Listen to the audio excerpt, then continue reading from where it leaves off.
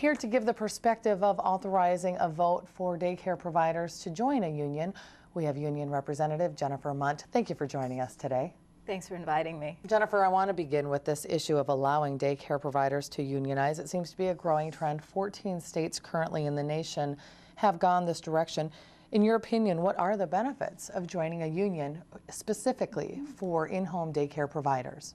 Well, family child care providers work alone. They spend countless hours making sure that every child in their care is healthy, learning, and safe. And when the kids finally go home, they face all the challenges of small business owners. So late payments, liability issues, a book of regulations that's about 4 inches thick, and all of those challenges. And they do this while the legislature is meeting in St. Paul, making decisions that affect the work they do and the families they serve. Those providers, because they can't be at the Capitol, would like to have one strong unified voice through a union to address 3 things. Their goal is to improve the quality of child care, to look at improving access for working families who need child care subsidies, and thirdly, to stabilize their profession. I want to ask you then, we had talked off camera prior to this about trying to articulate those concerns, and in fact this is probably the first time I've heard those articulated this clearly. How do you get that message out to those daycare providers right now as this issue is going through the judicial process? Well, there's a big discussion in the public realm. We are focusing our energy on visiting those 2,300 providers who live in AFSCME's jurisdiction who will be voting in this election. We go and visit people at home, and they're thrilled to have organizers come to their door and talk with them about ways to improve their profession. People hunger for the opportunity to have 3 things. They want to have peer mentors in their field so that somebody new to childcare can have a voice with somebody who's been at it for a long time to give them tips about things like how to write the contracts between the provider and the parent. They hunger for the opportunity to professionalize their career, to get the training that they need so that they can better prepare kids for school. And they hunger for the opportunity to inform the people who make the decisions about the rules and the regulations that govern their business. Jennifer, to use your words, you're talking about some who hunger for this information, and as we heard in a hearing a few months ago, there are several who do not opt to join in and actually don't necessarily agree with the vote in general. There are a lot of concerns with this issues and a lot of unknowns, including cost. What's your response to this? Because none of these answers have been forthcoming at this point. Well, I think there are 2 issues regarding cost. The one is parents pay more, and the other is how much will I as a provider have to pay for union dues? Let's take the first myth, that parents will pay more.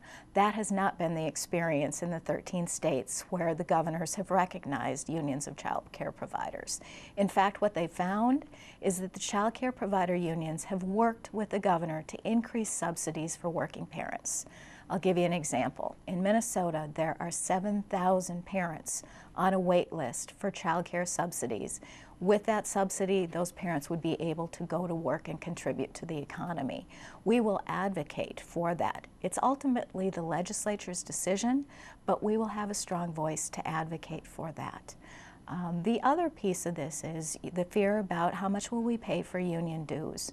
Union dues are not imposed on any union member of AFSCME. In fact, there's 3 steps to this process. First, the governor will have an election to determine if there's majority support for the union.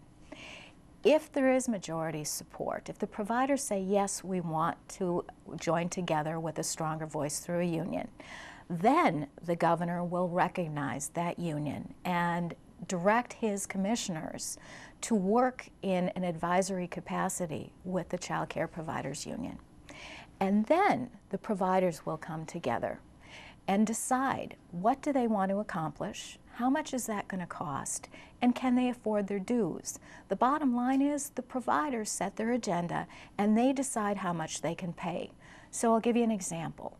If the providers were to decide that they couldn't obtain health insurance on their own and that they wanted to come together as a pool and see if they could get affordable health insurance. Then that would raise the cost of the dues if health insurance was part of it. So it's too early to say when there are so many unknowns, and the bottom line is the providers set their agenda, they decide what their dues are going to be. What about providers who choose to not be a part of a union if this does go to a vote and if it is approved, can those daycare providers opt out?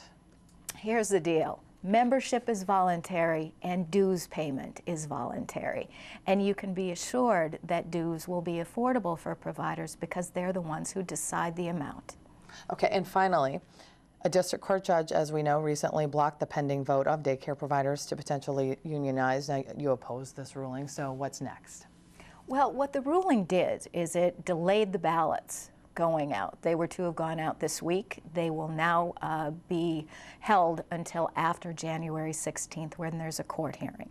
The judge did not make a ruling on the merits of Governor Dayton working with child care providers to better prepare kids for school. And the public policy grounding on this is very simple.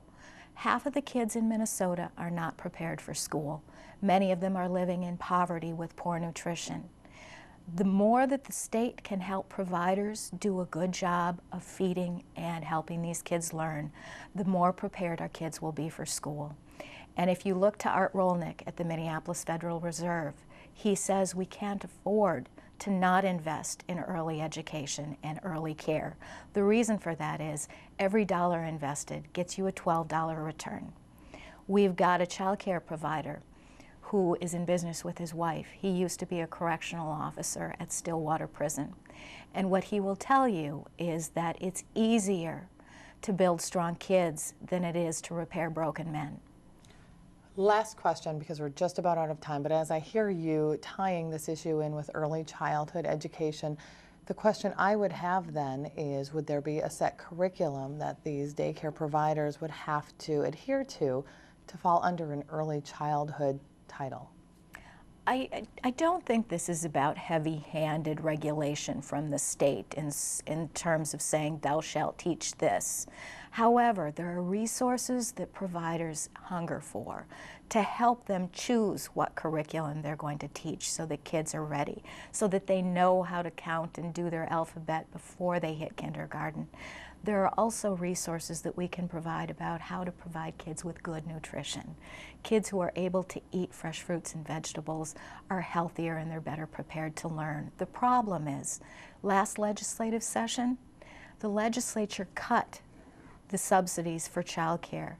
That meant that they cut the pay for child care providers by 2.5%. That makes it more and more difficult for the providers to afford the curriculum and the nutrition that kids need to be prepared for school. Jennifer Munt, on those words, unfortunately we're out of time, but thank you for coming in and clarifying your position. We certainly appreciate it. Thank you.